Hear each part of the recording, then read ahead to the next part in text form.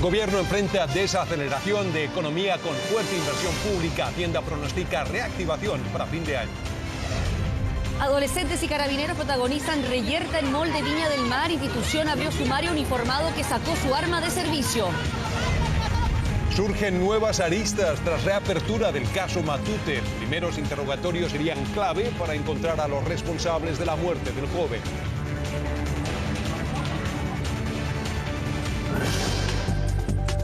Presentamos 24 horas Central. Muy buenas noches, bienvenidos a las noticias. ¿Sabe usted cómo bajar de su auto, abrir el portón de su casa y guardarlo y que no se lo roben? Parece una pregunta bastante obvia. Así es, pero bueno, una cámara de seguridad grabó lo que no hay que hacer. El registro corresponde a uno de los tantos atracos que han ocurrido en Vitacura en los últimos 3 meses. Carla Rodríguez con la nota. Esto es claramente lo que no se debe hacer al llegar a la casa. Bajarse, dejar las puertas abiertas y peor aún, las llaves puestas. Si no, puede suceder, como en este caso, que los delincuentes aprovechen la ocasión. Las víctimas vivían aquí. Se cambiaron precisamente por la ola de robos en este sector de Padre Hurtado con Vitacura. Esa noche venían llegando cuando les robaron su auto. Como la conductora intentó evitar el atraco, la golpearon a ella y su familia e incluso la amenazaron con un cuchillo. ¿Cómo se podría haber evitado el robo? Llegar, estacionarse adecuadamente. Si es que uno no cuenta con un antijardín que pueda tener entrada de vehículo, parar la marcha, sacar las llaves, guardar las llaves, cerrar el vehículo con llave y efectuar las maniobras en nuestro domicilio con tranquilidad. Pero este violento atraco es uno más de los tantos que, según los vecinos, han ocurrido en este barrio. Dicen que están cansados y que por lo mismo se han organizado para intentar frenar la ola de robos, pero que sin la ayuda de las autoridades es complicado. No puede ser que todos los días hayan nuevos asaltos. La gente está desesperada, o sea, uno no puede salir de su casa ahora. La municipalidad está absolutamente desentendida de la seguridad de sus vecinos. Hoy protege más los flamencos y los patos del Parque Bicentenario con 20 cámaras, mientras el resto de la comuna no tiene más de 30.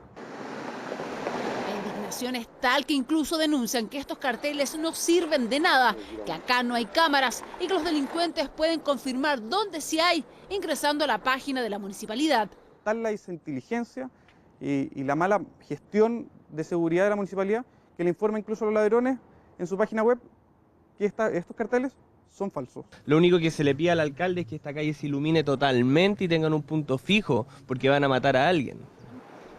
Autos y casas robadas, asesoras del hogar asaltadas y golpeadas cuando salen de sus trabajos. Los vecinos no descartan, si no tienen una pronta solución, ser ellos mismos los que anden vigilando sus calles. La municipalidad de Vitacura no se pronunció sobre estas denuncias. Y a viva voz, un joven de 23 años dijo haber instalado bombas en 2 estaciones del metro durante esta jornada. El sujeto fue detenido, pero finalmente se trataba de una broma. Falsos avisos que cuestan más de 3 millones de pesos cada uno. Carabineros está hablando de una psicosis colectiva. Lorena Concha con los detalles. 9 de la mañana y personal del GOPE terminaba uno de los operativos por el aviso de al menos el 4.º artefacto sospechoso de las últimas horas. Esta vez se trataba de una botella envuelta en papel en uno de los pasillos de la estación Baquedano del metro. Ya habían acudido a otras 2 estaciones del tren subterráneo y a un edificio de Carabineros. Ha habido una especie de psicosis colectiva que es entendible por parte de la ciudadanía, pero también hemos tenido denuncias de amenazas que no han sido absolutamente nada y que por supuesto las vamos a denunciar. Según estimaciones de Carabineros, cada despliegue por este tipo de situaciones significa movilizar a 16 efectivos al lugar, con un costo calculado en 3 millones de pesos. Solo lo que va de este año han concurrido a 26 operativos de este tipo, paquetes sospechosos, de los cuales 17 han sido neutralizados.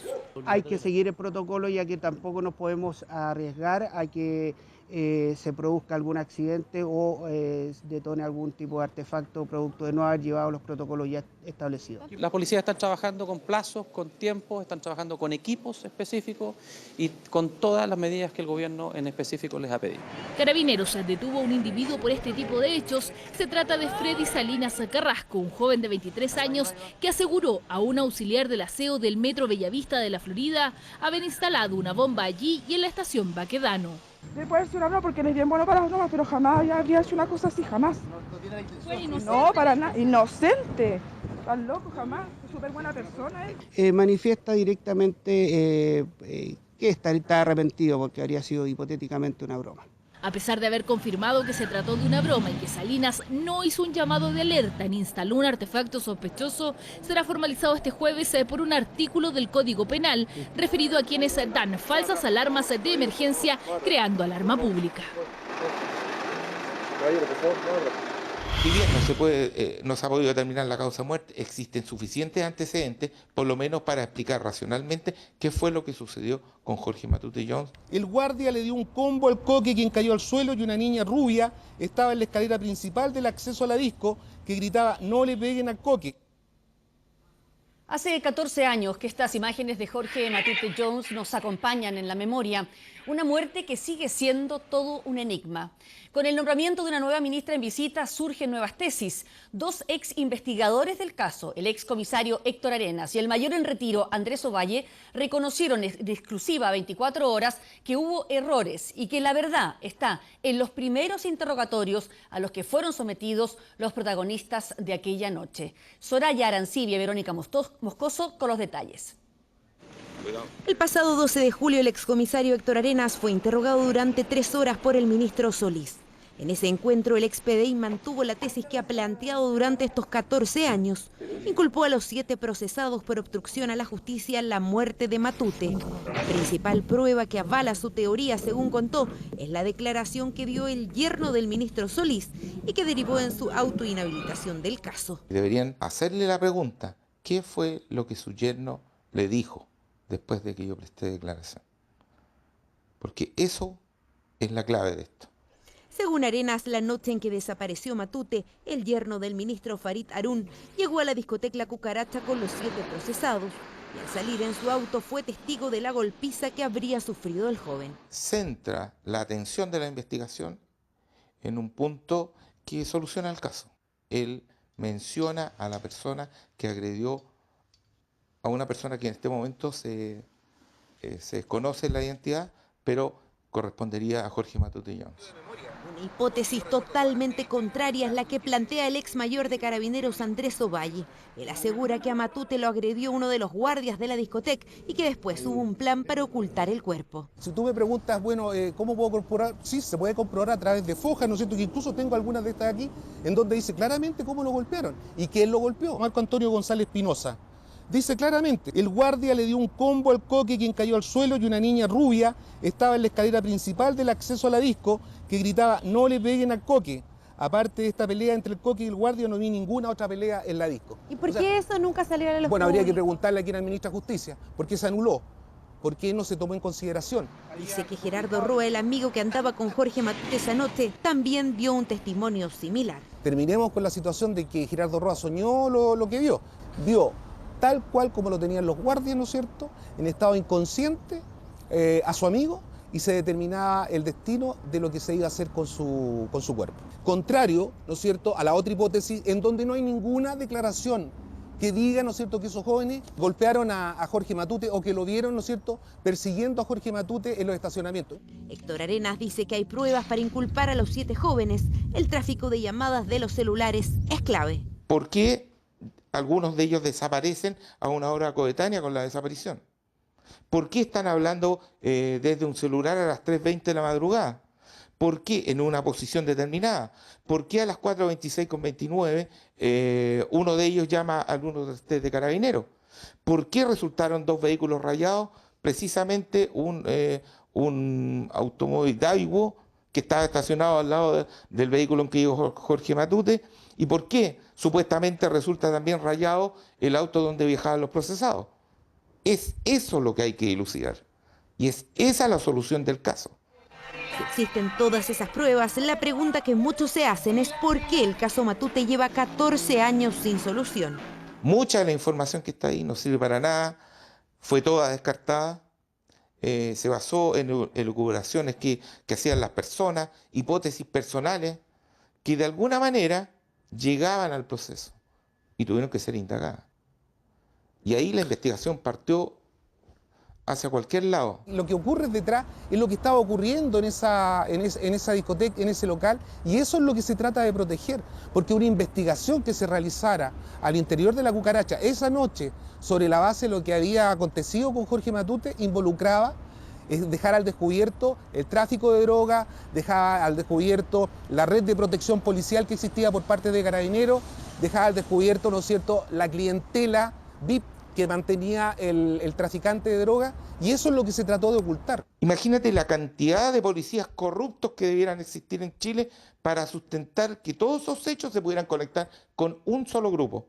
Es imposible, es absurdo. Lo que sí coinciden ambos policías es que desde un comienzo se cometieron errores garrafales.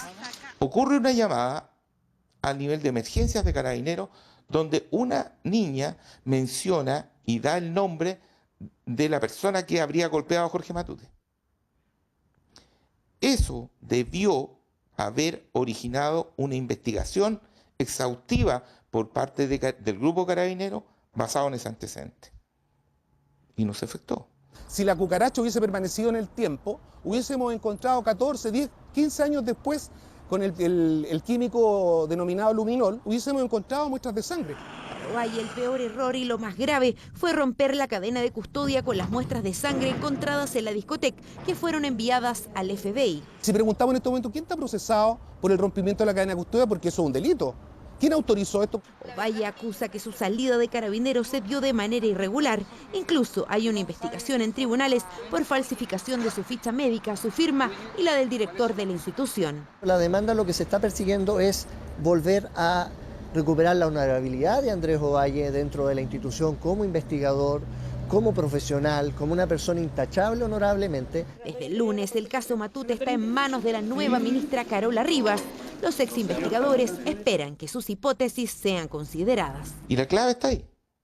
La cosa es que alguien tome la determinación de investigar como corresponde y que no le tiemblen los pantalones. Nomás. Que realmente, ¿no es cierto?, se apuntara en la dirección correcta, que de una vez por todas se investigara a los verdaderos responsables, que no se anulara una hipótesis sobre la base de favorecer otra. La magistrado tiene un mes para conocer el caso. También se espera los resultados de la exhumación del cuerpo, peritajes que debieran estar terminados de aquí a fin de año.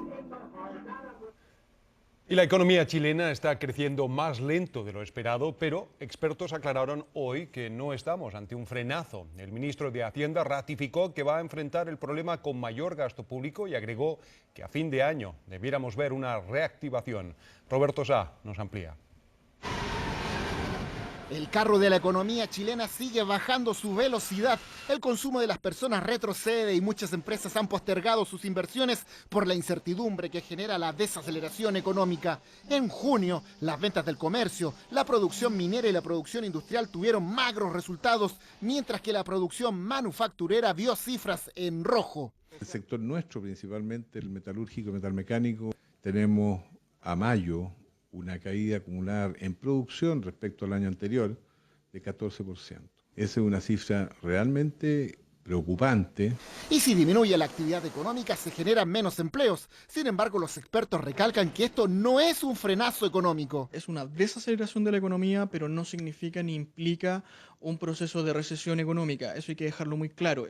Tras liderar el comité de ministros que trabaja medidas para enfrentar la desaceleración, el titular de Hacienda dijo que la economía chilena se va a reactivar a fin de año. Que en este invierno vamos a tener todavía coletazos de lo que es esta desaceleración, pero justamente estamos trabajando para que justamente lo que dijimos en este mismo lugar, de que íbamos a ir de menos a más y que íbamos a terminar el 2014 con tasas mejores. El ministro ratificó además que la desaceleración se va a enfrentar con más gasto público.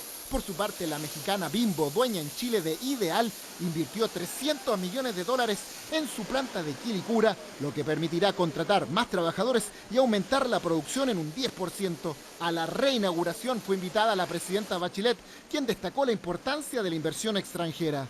Por eso que estamos trabajando en una nueva institucionalidad que estimule la inversión extranjera en Chile, que nos permita traer al país recursos en cantidad, pero también de calidad. La economía se desacelera y el dólar se pega un salto. Este miércoles subió 6 pesos y llegó a los 572, su mayor valor desde marzo.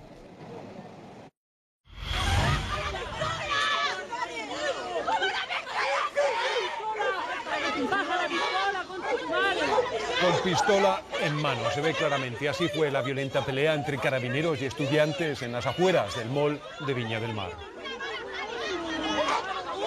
La policía acudió al lugar buscando a un joven que habría estado armado. Tras su captura, un grupo de adolescentes atacó a los uniformados, desatando los enfrentamientos.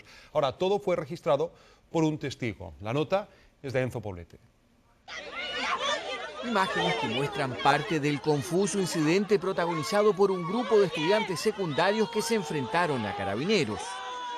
Altercado que se produjo la tarde del martes frente al mall de Viña del Mar, cuando efectivos policiales intentaron detener a un menor tras recibir la denuncia de un guardia del centro comercial que lo habría sorprendido portando una pistola y un cuchillo. Sin embargo, lejos de detener al presunto sospechoso, Carabineros, en cosa de segundos, se enfrascó en esta disputa. Momento en que incluso uno de sus efectivos saca su arma de servicio para intimidar a los estudiantes. Que un carabinero vino en moto, se cayó y se burlaron, y él agarró a una chica del cuello y la apuntó con la pistola. Era una banda de niños que andaba haciendo vandalismo nada más. Se vieron sobrepasados por ello, porque era como 40 era más o menos. Los carabineros pegándole a las mujeres, como en la boca, una niña sangrando. Un carabinero empujó a una niña y se cayó al suelo y el perro le alcanzó a morder la pierna. El carabinero se colapsó y sacó su arma y empezó a amenazar con el arma. Por estos incidentes, 6 jóvenes resultaron detenidos por maltrato de obra a carabineros. Actuar policial que no pasó inadvertido para la gobernación de Valparaíso.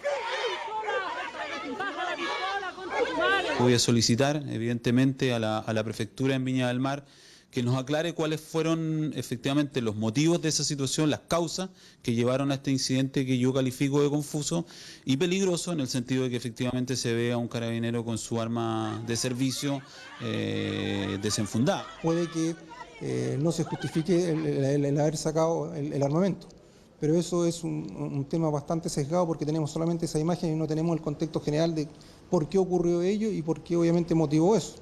Mientras la prefectura de Viña del Mar ya inició una investigación del incidente, 3 de los detenidos fueron formalizados en el juzgado de garantía de Viña del Mar y el resto derivados a un tribunal de menores. Todos ellos quedaron en libertad mientras se investiga el caso. No tienen títulos profesionales, pero intentan ser expertos en medicina ocular. Como verdaderas clínicas callejeras, ayer vimos cómo funciona el comercio ambulante de los anteojos para leer. Aunque existe una ley que permite la venta de estos lentes sin receta, ¿hay fiscalización? Esteban Roa e Ivonne Pino con la nota. Tome, 1.5 y ahí tiene para que vea las letras. Si le falta, me avisa. ¿Cómo va las letras? ¿Para que leer? ¿Pues no quiere para leer? Ah, aquí veo si me... ya.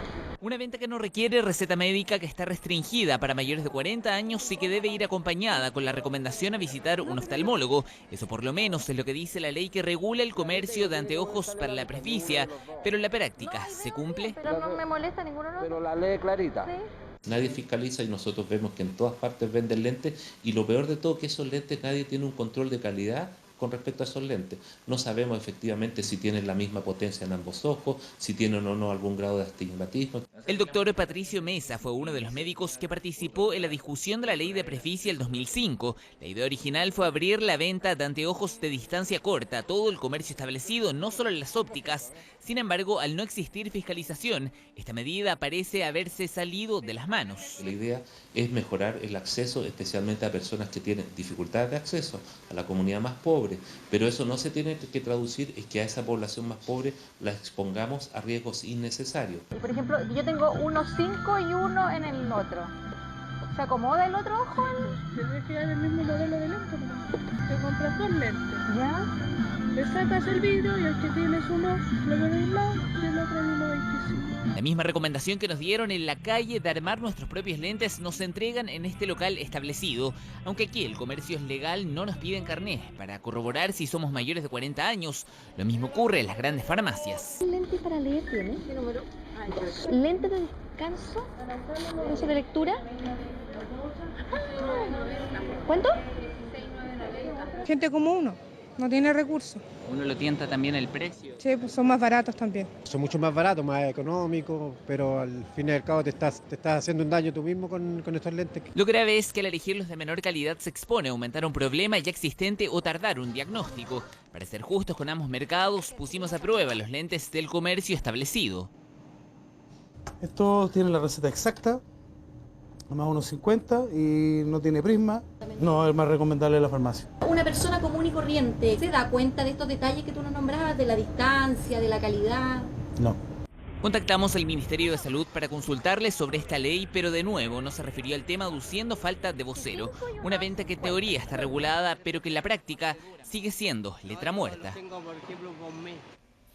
Escandaloso, injustificable. Así calificó Naciones Unidas el bombardeo a uno de sus refugios en Gaza. Por primera vez desde la ofensiva hebrea, la ONU criticó abiertamente a Israel por violar el derecho internacional humanitario.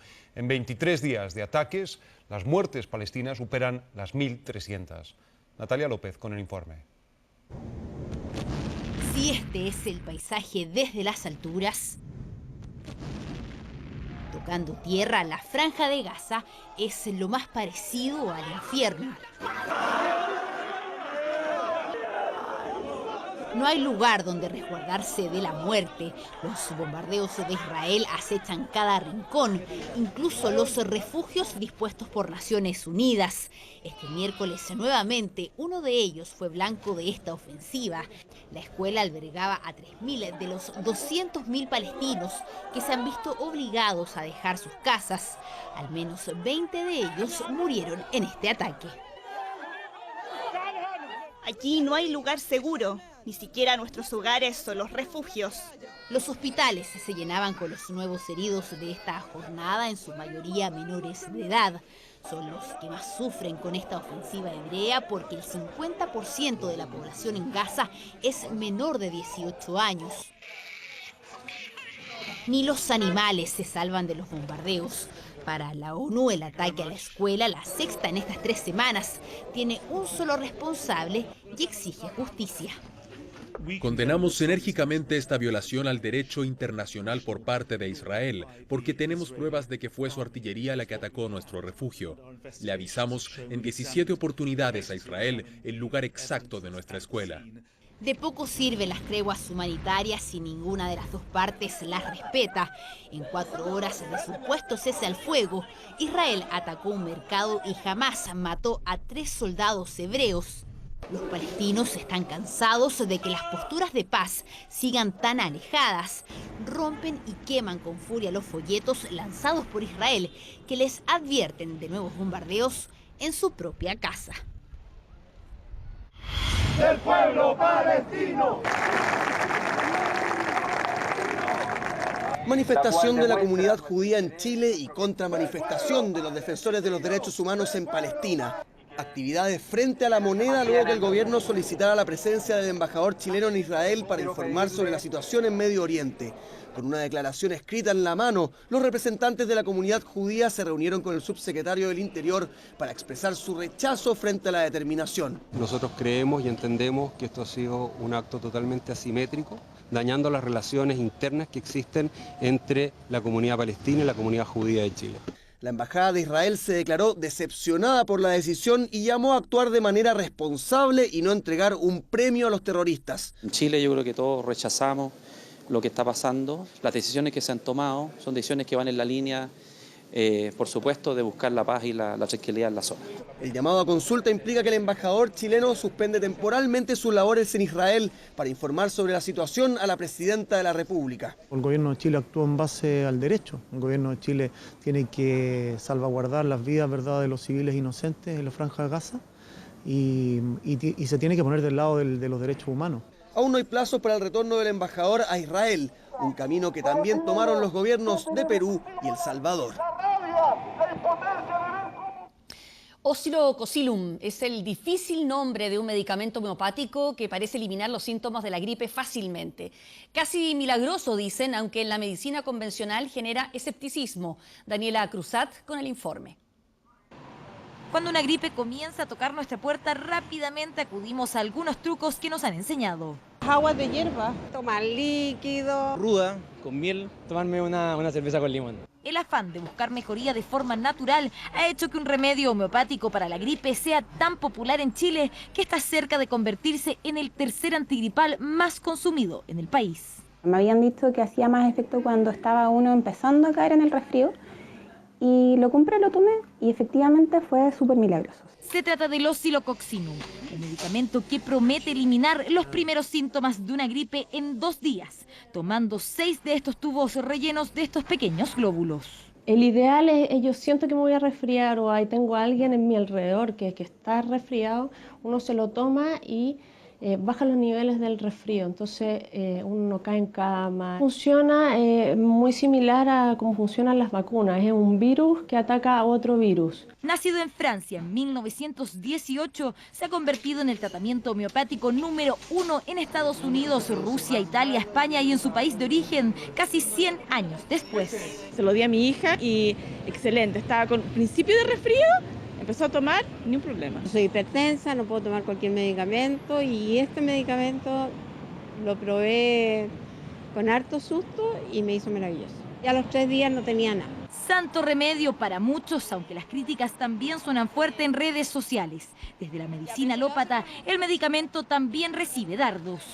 No es una receta milagrosa. Las personas que lo toman y se sienten mejor, eso es válido, eso se llama efecto placebo.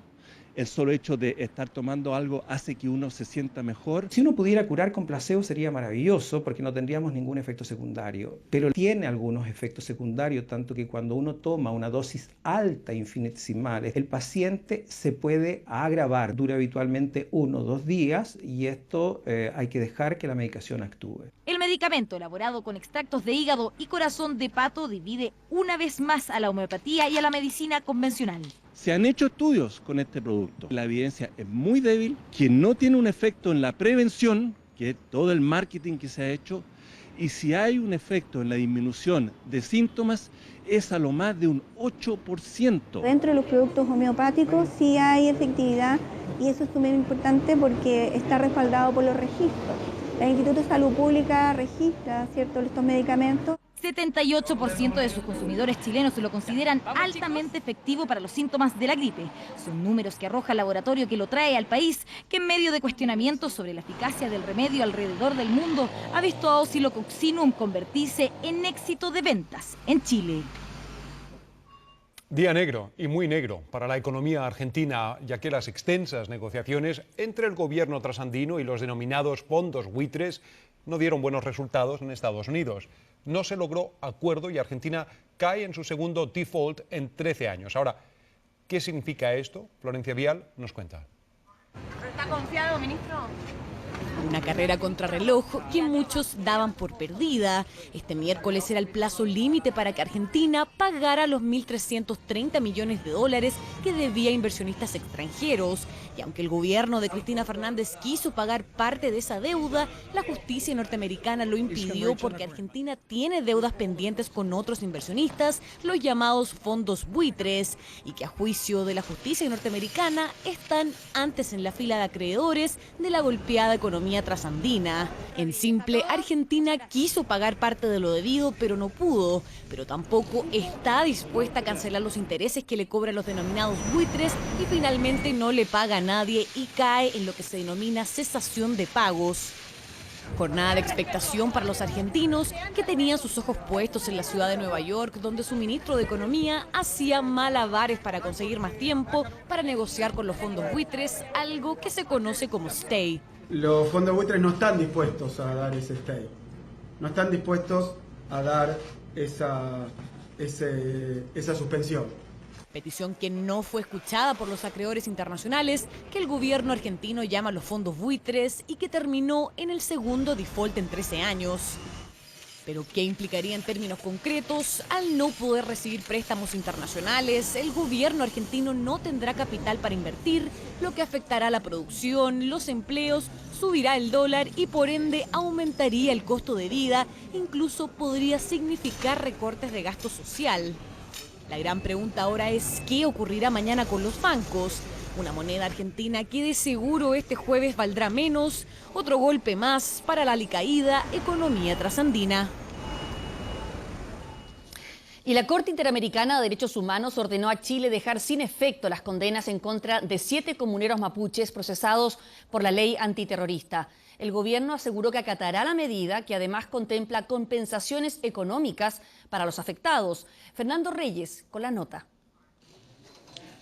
La resolución de la Corte Interamericana de Derechos Humanos dependiente de la ONU benefició directamente a los comuneros mapuches Víctor Ancalaf Yaupe, a los hermanos Jaime y Patricio Marileo Sarabia, a Juan Siriaco Millacheo Licán, al dirigente de la coordinadora Arauco Mayeco José Huenchunao Marillán y a la activista Patricia Troncoso Robles, a quienes se suman los loncos Aniceto Honorín y el fallecido Pascual Pichumpa Yalao.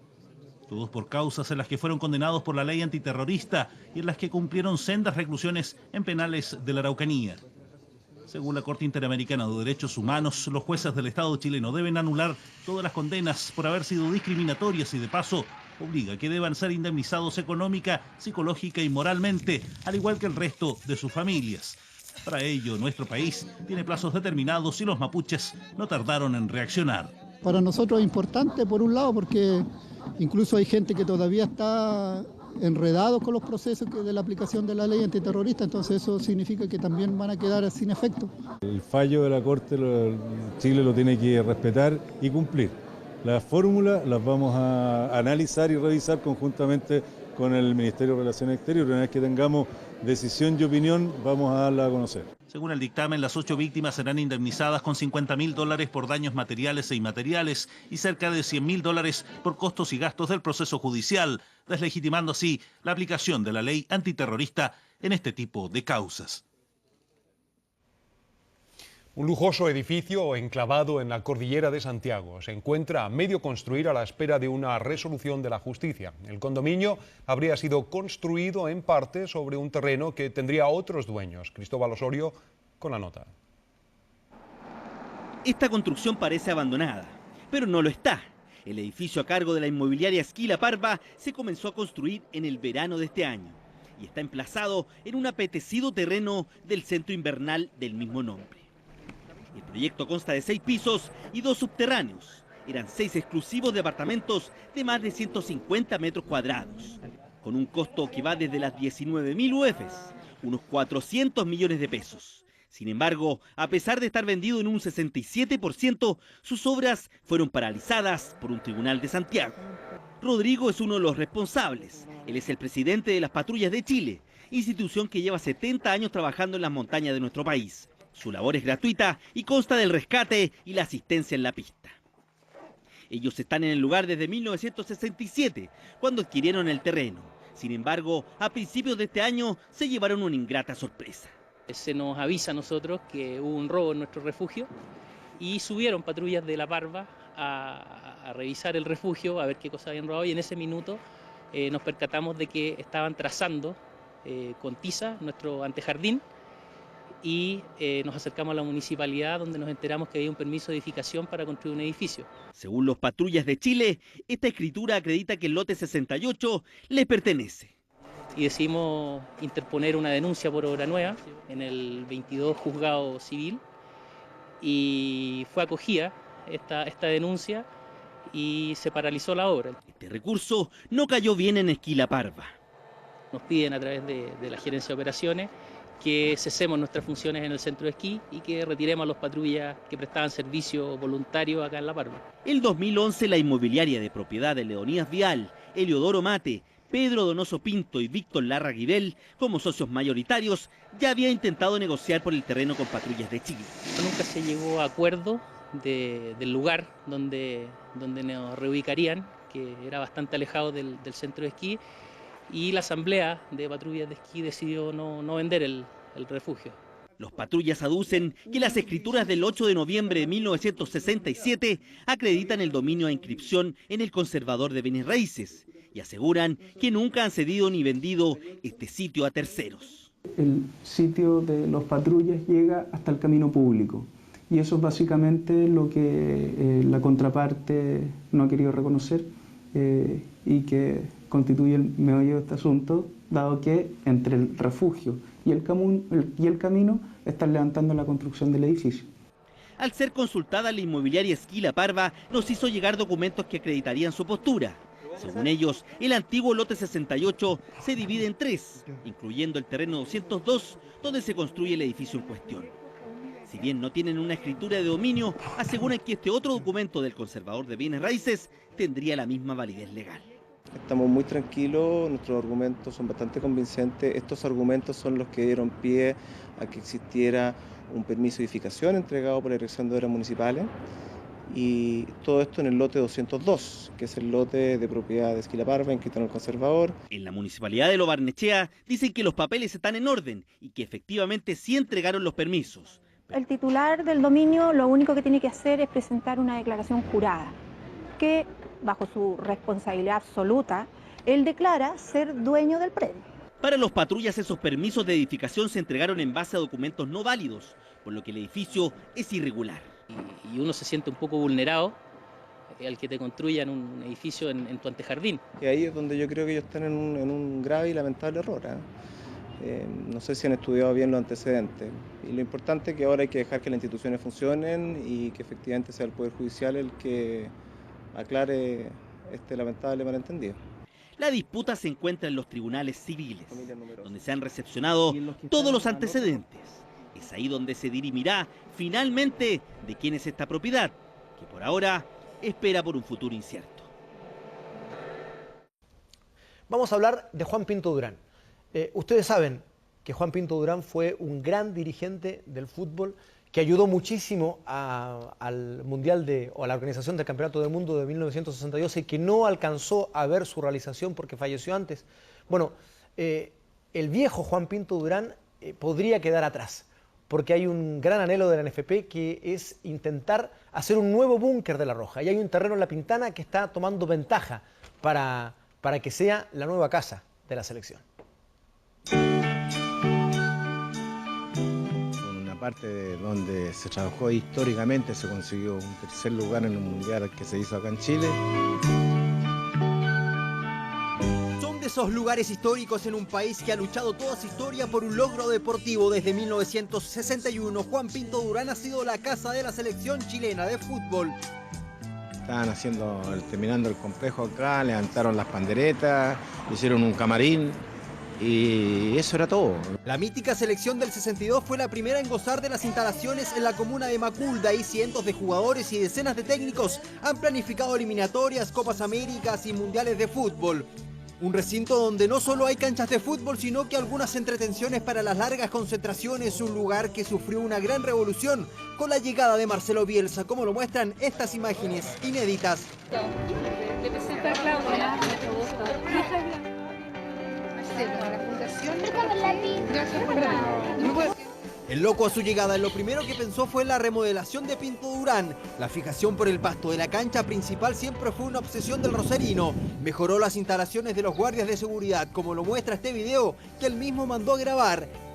Se dio el tiempo de ayudar a los trabajadores en la construcción de la sala de prensa Sergio Roberto Livingston. Para todos instaló una mejor parrilla y lugares de relajo. Mejoró el gimnasio del recinto. Bielsa intentó dar un giro estético del lugar, al igual como lo hizo en la cancha.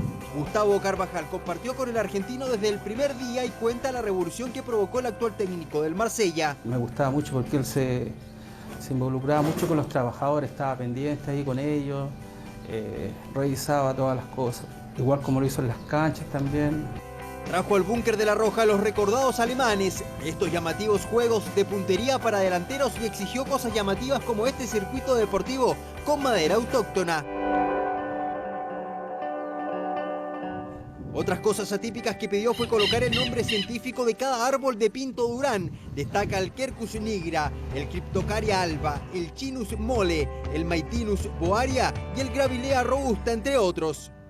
De lo más mínimo, y siempre estaba temprano, siempre estaba pendiente de todo. Así está hoy el recinto, que de a poco ha ido quedando chico. Por eso hace años la NFP ha estado pensando en trasladarse a otro recinto, tal como lo publica el Mercurio. En La Pintana, en el fondo La Platina, se ubicaría el próximo búnker de La Roja, que dejaría en el recuerdo al de la comuna de Macul, ese que tantos episodios inolvidables ha regalado al fútbol chileno. Claro que sí. Veremos qué pasa con aquello. Esta mañana, y esta es la noticia más importante a nivel internacional del fútbol, falleció producto de un problema cardíaco Julio Grondona, presidente de la AFA, de la Asociación de Fútbol Argentino, y vicepresidente de la FIFA. Falleció hoy a los 82 años. Estuvo, como dijimos en el comienzo de este bloque, 35 años como presidente del fútbol argentino. Un personaje controvertido, pero que más allá de sus detractores y de quienes lo alaban, va a pasar a la historia como uno de los dirigentes más influyentes en Sudamérica y en el mundo de lo que fue su gestión. Ella le dijo que no va a seguir. No, a mí no me dijo que no va a seguir, pero uno se da cuenta. Estas fueron las últimas declaraciones públicas de Julio Grondona, con la mente puesta en el reemplazante de Alejandro Sabella para la selección argentina. El presidente de la AFA participó en su última reunión de directorio la noche de este martes. Tras eso, durante la madrugada sufrió una descompensación por una dolencia cardíaca, la misma por la cual fue internado en la Clínica Mitre de Buenos Aires, la misma que no alcanzó a ser intervenida quirúrgicamente y que esta mañana cerca del mediodía le costó la vida a los 82 años. El diagnóstico indicaba la posibilidad de una intervención, pero el destino no permitió llegar a esa instancia. El fin del ciclo del mandamás del fútbol trasandino, una etapa que se extendió por 9 periodos consecutivos y por los últimos 35 años. Estuvo en el cargo desde 1979, asumió en pleno régimen del dictador Rafael Videla y se mantuvo durante la estadía de 13 presidencias de la República. Además, integró el directorio de la FIFA desde 1988, ahí en el cargo de vicepresidente. Se consolidó como el segundo hombre fuerte de la entidad durante los mandatos de Joao Havelange y Josep Blatter. Yo creo que hizo todo lo posible, dejó la vida por eso. Amado por algunos y odiado por otros, su gestión como dirigente no estuvo exenta de polémicas. Se inició en el fútbol durante los 60 como presidente de Arsenal de Sarandí, club que fundó a los 25 años tras dedicarse a la ferretería, único negocio que se le conoció en vida. Por lo mismo, la fortuna que acumuló generó extrañeza y provocó acusaciones de corrupción. Muy bien que no tengo hasta testigo de los tipos de las motos que iban a buscar la plata negra. Incluso en 2011, estas grabaciones de una cámara oculta emitidas por el empresario de TIC, Carlos Ávila, acusaron administración fraudulenta y lavado de dinero, investigación que terminó siendo archivada y que será recordada por incluir amenazas al animador Alejandro Fantino y por asegurar que solo muerto lo sacarían de la Federación Argentina. Yo no me puedo dejar seguir cogiendo por Fantino, pero si los puedo matar, los voy a matar. Escándalos en su carrera que además incluyeron una suspensión por agredir a un árbitro, problemas con la comunidad judía tras tildarlos de flojos y además será recordada por su pelea con Diego Maradona, su otrora protegido tras el Mundial de Sudáfrica 2010. La disputa terminó con el técnico fuera de la banca albiceleste, generó un conflicto con Carlos Tevez y lo llevó a declarar que Messi había sido el mejor 10 de la historia argentina por sobre Maradona.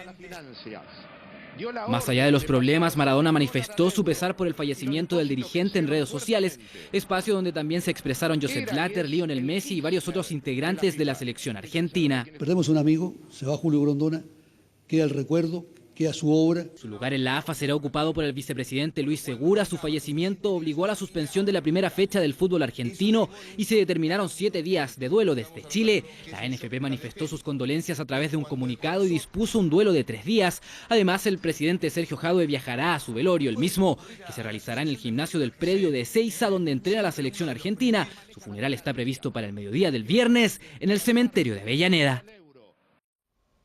De hecho, en horas de esta noche ya partió Sergio Jadue junto a Aníbaldo Jaque, encabezando la delegación de la dirigencia chilena que va a participar en los funerales de Julio Grondona. Universidad de Chile en un partido increíble. Están eliminados la U y Santiago Morning de la Copa Chile, pero igual tenían que cumplir con un compromiso. No quería la gente de Santiago Morning jugar, pero se jugó igual el partido. Está ganando la U por 4-1, está terminando el compromiso. Y 5-1 ahora, un gol sobre la hora.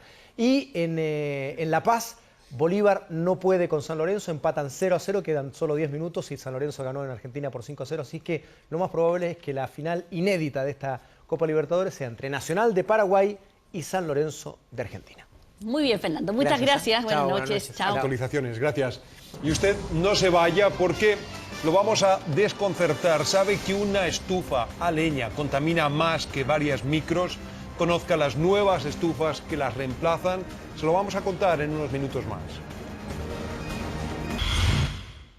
Haga el siguiente cálculo. Una estufa a leña contamina lo mismo que los tubos de escape de 5 autobuses a diésel. Y en Santiago cada día se encienden 120.000 como calefacción. Pero ahora existe una manera eficiente de reemplazar estas estufas y de ello nos cuenta Daniel Silva. Parece leña común y corriente, pero es de cerámica y no se quema nunca. Calefacción es mejor. ¿Mejor? Mucho mejor. ¿Contenta con el cambio? Feliz, ni siquiera contenta, muy feliz.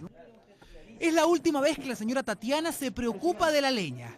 Una rutina que repitió todos los inviernos durante los últimos 20 años se acabó de golpe. Ahora solo debe apretar un botón. Y escogí, digamos, cambiar el calefactor, cambiar la energía, digamos, de suciedad a limpieza. Con este cambio, la señora Tatiana dejó de contaminar el equivalente a lo que emiten 5 buses diésel cada día en Santiago. Estos calefactores tienen la particularidad que tienen una turbina en su interior que le resta el calor a la cámara de combustión y lo arroja al interior del domicilio, de la casa. Por lo tanto, se disminuye el calor que sale por la chimenea, por lo tanto aumenta la eficiencia al dejar el calor adentro de la casa. Calor parejo y limpio que cubre al menos 100 metros cuadrados y que podría reemplazar parte de las 120.000 estufas a leña que hay solo en la región metropolitana. Combustión responsable del 70% de la contaminación atmosférica en invierno. La puede entrar cualquier cliente que tenga gas natural o algún cliente que se quiera convertir a la red de gas natural. Y principalmente tiene una facilidad para los clientes que ya tienen un calefactor a leña en sus casas porque se puede reutilizar el ducto de evacuación de gases que cruza el techo. Un simple recambio que utiliza la misma infraestructura de la estufa a leña. Un respiro necesario si se considera que el uso de leña residencial se ha triplicado en la última década, cifra que va de la mano del aumento de las enfermedades respiratorias. Una estufa a leña puede generar externalidades negativas en torno a los $3.000 por estufa por año. Es decir, efectivamente hay gente que está ahorrando en calefacción a costa de la salud de sus vecinos. Calor Verde es el nombre de este nuevo equipo que pretende disipar una postal que ya se ha vuelto la tónica de este invierno. Fíjese que en un colectivo una mujer recibió una moneda de 500 pesos que en realidad vale muchísimo más. Se trata de una de las monedas más buscadas de Chile y aún quedan otras por encontrar. Así es, porque esta historia que ocurrió de hecho en Valparaíso ha sido una de las más vistas del día en 24horas.cl. Se trata de una de las monedas de 500 pesos que tienen impreso el año 2000 en ambas caras, lo que las hace muy valiosas para los coleccionistas. De hecho, Paula Baeza, la afortunada porteña que recibió la moneda, la vendió en 200.000 pesos. Hay más de estas apreciadas monedas que no han sido aún encontradas, así que si quieres saber cómo reconocerlas, toda la información está en 24horas.cl. Así es. Bueno, y también quienes podrían estar, ¿verdad?, interesados en el hallazgo para concluir aquello. ¿Dónde nos vamos? Ahí. Perfecto. Nos vamos entonces. Muchas gracias por habernos acompañado esta noche. Yo me quedé suspendido en los 500 pesos ya. Vamos a ponernos a buscar moneditas por ahí.